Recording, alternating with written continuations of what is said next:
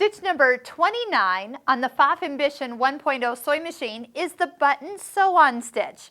So it's preset to be pretty equal for the width that it's going to stitch for most buttons. You can narrow it if you have a smaller hold button, but most of the time that's just fine. You do notice that there's no foot showing, so I've taken the foot off.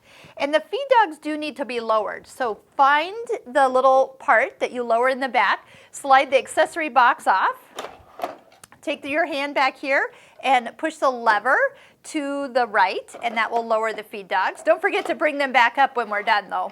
All right, you do notice that the needle is kind of on the left side. So this is the one time I am going to turn my hand wheel by hand and then have it do one full swing and make sure it goes into both holes equally. And you can step on your foot control, or you could even push the start stop button and it'll lock at the end. Yes, that was how fast it was.